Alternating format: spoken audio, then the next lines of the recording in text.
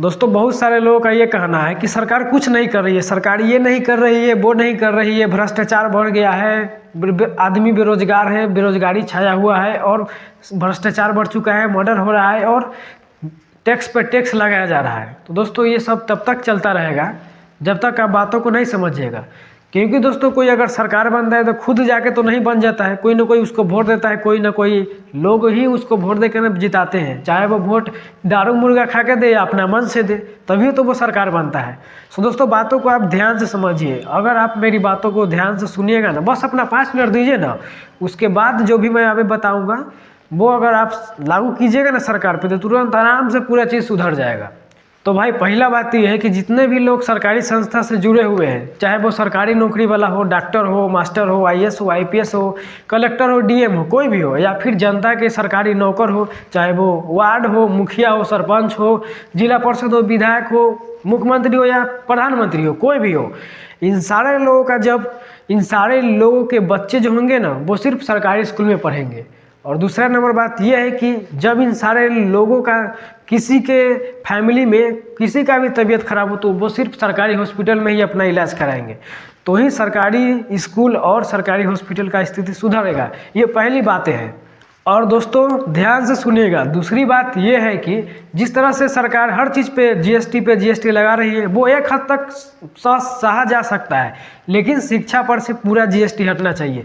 शिक्षा पर जो आप लोग एक टैक्स लगा देते हैं ना वो हटना चाहिए। एक तरफ आप ये बोलते हैं कि बेटी पढ़ाओ बेटी बचाओ और दूसरी तरफ शिक्षा पे टैक्स लगा देते हैं, तो क्या लोग बेटी के शादी करने में ही बिक जाते हैं, तो क्या यहाँ पे उनको पढ़ा पाएंगे?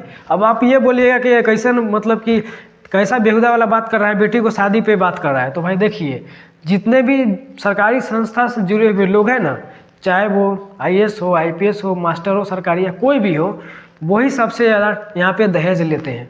जो भी सरकारी नौकरी वाला है वो सबसे ज़्यादा दहेज लेता है। तो भाई एक तरफ आप बोल रहे हैं कि दहेज पाप है, दहेज एक अपराध है, और वहाँ दूसरी तरफ सरकार से जुड़े हुए लोग, सरकारी लोग यहाँ पे सबसे ज़्यादा दहेज ले रहा है। तो ये कहाँ की मतलब कि न्याय है और कहाँ का इस तरह का कानून है? तो दोस्तों दूसरी बात ये थी कि शिक्षा से पूरी तरह से जीएसटी हटा दिया तभी जनता पढ़ लिख पाएगा। और भाई ये भी बात सच है कि अगर जनता पढ़ लिख लिया ना तो नेता के लिए परेशानी हो जाएगी, क्योंकि वो पूछेगा कि मैंने जो टैक्स दिया वो उसका उपयोग तुमने कहाँ किया और कैसे किया। तो ये मैं समझ सकता हूँ कि ये मुश्किल है, लेकिन ऐसा होना चाहिए। और अगर एक बार जनता चाह गई कि कोई चीज़ हो तो वो होके ही रहेगा, क्योंकि सबसे बड़ा होता है वो जनता होता है। भले जनता पढ़े लिखे नहीं है, जो अपने वोट का कीमत नहीं समझ पाते हैं, वो सिर्फ एक वोट समझते हैं, लेकिन वो वोट बहुत ही बड़ा होता है ये वो नहीं समझ पाते। और दोस्तों तीसरा नंबर है आरक्षण। हाँ दोस्तों, वही आरक्षण जो जाति के नाम पे आरक्षण दिया जाता है, उच्च जाति वाले को आरक्षण दिया जाता है, कम या नहीं भी दिया जाता है, लेकिन जो छोट जाति के होते हैं उसको आरक्षण दिया जाता है, चाहे वो नौकरी में हो या किसी चीज़ का एग्जाम में हो। तो दोस्तों ये जो जाति होता है ना, वो कोई जाति छोट या बड़ नहीं होता है, ये सिर्फ नेताओं के द्वारा, पहले के राजाओं के द्वारा और अभी बनाया गया एक नियम है। क्योंकि दोस्तों नेता ही अपने फायदे के लिए जाति बनाते हैं ताकि जाति के नाम पे वोट मांग सके। दोस्तों अगर किसी को आरक्षण देना है ना, छूट देना है किसी चीज़ में, तो वो देना चाहिए आर्थिक स्थिति के हिसाब से, न कि जाति के हिसाब से। दोस्तों जो छोट जाति के लोग हैं ना उसमें भी लोग अमीर हैं, और जो बड़ जाति के लोग हैं उसमें भी गरीब है। दोस्तों कोई छोट जाति या बड़ जाति नहीं होता है, लेकिन आप लोग को समझाने के लिए मैं बोल रहा हूँ कि कोई अगर बड़ा जाति का लोग है उसमें भी गरीब लोग हैं, और जो कोई छोट जाति का लोग है उसमें भी अमीर लोग हैं। तो भाई आरक्षण देना चाहिए आर्थिक स्थिति के हिसाब से, यानी कि जिसके पास कम पैसा हो, जिसके पास कम धन संपत्ति हो, उसको आरक्षण देना चाहिए, जिसको ज़रूरी है उसको आरक्षण देना चाहिए। ना कि कोई बड़ा बहुत पैसा वाला है, बहुत खेत बाड़ी है, उसको भी आरक्षण दे दीजिएगा जाति के आधार पे। तो भाई जाति के आधार पे पहले भीमराव अम्बेडकर एगो बनाए थे, वो उस समय का स्थिति उस टाइप का था, लेकिन अभी स्थिति बदल गया है।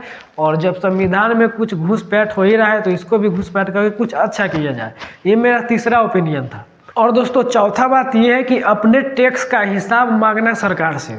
दोस्तों कोई भी इंसान, हमारे देश के जो भी लोग खाना खाते हैं ना, जो लोग, वो टैक्स भरते हैं सरकार को। चाहे आप एगो कुरकुरी के पैकेट खाते हैं उसमें भी टैक्स होता है। आप उस कुरकुरी के पैकेट के पीछे या आगे देखिएगा ध्यान से तो उस पर जीएसटी लिखा होगा। वो टैक्स आपसे नहीं लेते हैं, डायरेक्ट कंपनी वाला से लेता है सरकार, और कंपनी वाला आपसे लेता है टैक्स, उस पर दाम जोड़ के आपको यहाँ पे बेचा जाता है। सो दोस्तों रियलिटी है। तो भाई एक टैक्स का हिसाब भी होना चाहिए, एक ऐसा ऐप होना चाहिए जिसमें हर एक महीने का टैक्स जो जाता है वो हर एक महीने का टैक्स कहाँ पे खर्चा हो रहा है, कितना पैसा करोड़ों रुपए में टैक्स होता है, वो कहाँ पे और किस चीज़ में खर्चा हो रहा है, ये सभी आम जनता को पता होना चाहिए। तब ये पता चलेगा कि कहाँ पे घुसपैठी है और कहाँ पे सही काम हो रहा है। दोस्तों, मैंने जो बात बताई है ना, वो अगर आप किसी को वोट देते समय उससे ये वादा करवाएंगे कि वो ये सारे चीज़ करेगा, तो ही शायद जनता का जो होता है ना स्थिति वो बदल पाए। नहीं तो दोस्तों, आप किसी को भी वोट दे देंगे, वो बड़ी बड़ी बातें करेगा और फिर स्थिति वही होगा, फिर वो बदल जाएगा। क्योंकि दोस्तों, जो हमारे यहाँ वार्ड होते हैं ना, वार्ड को मुखिया बनने का बहुत मन करता है, और मुखिया को जिला परिषद बनने का मन होता है, और जिला परिषद को क्या होता है विधायक, और विधायक को मुख्यमंत्री, और मुख्यमंत्री को प्रधानमंत्री, और प्रधानमंत्री को अपने स्थिति को बनाए रखने के लिए कोई भी हद तक वो जा सकता है। तो ये है हमारे यहाँ की रियलिटी। हमारे यहाँ के नेताओं को सबसे ज़्यादा प्यारा है कुर्सी, कुर्सी के अलावा वो कुछ भी नहीं देखता है, और कुर्सी के लिए किसी भी हद तक जा सकता है।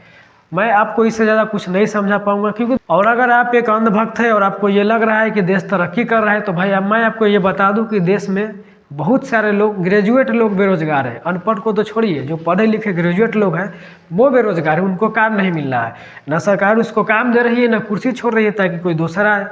तो दोस्तों, रियलिटी ये है। और अगर गरीब विद्यार्थी किसी भी तरह से पढ़ लिख ले और नौकरी मांगने जाए, तो उस पर लाठीचार्ज होता है, पुलिस द्वारा लाठीचार्ज किया जाता है। सो दोस्तों, ये सबसे ये लगता है ना कि जो पुलिस है ना, वो गरीबों की सुरक्षा और सुविधा के लिए नहीं, बल्कि अमीरों की सहूलियत के लिए बनाया गया है कि कोई अमीर पे कुछ मतलब कोई अमीर गलती करे तो बस उस पर कोई आवाज़ ना उठाए, लाठीचार्ज करा दिया जाए। सो दोस्तों, ये स्थिति यहाँ पे हो गई है। और एक बात ये भी है दोस्तों, अपना कान खोल के सुनिए, क्योंकि हमारे यहाँ के जितने भी मंत्री होते हैं, नेता होते हैं, वो कभी भी वोट अच्छे चीज़ों के लिए मांगे हैं, अच्छी चीज़ों पे वोट मांगे हैं कि हम शिक्षा की व्यवस्था अच्छा किए हैं, हम बेरोजगार को रोजगार दे दिए हैं, इस सब पर वोट मांगे हैं? नहीं, वो हमेशा वोट मांगते हैं जाति, धर्म, मंदिर, मस्जिद पर। और आप मंदिर मस्जिद पर वोट देने वाले हैं, तो मैं आपको ये बता दूं कि जितने भी नेता होते हैं ना, वो अपने बाल बच्चा को विदेश में पढ़ाते हैं ताकि वो वहाँ से होशियार बन के आए या फिर से यहाँ पे गरीबों का शोषण करे।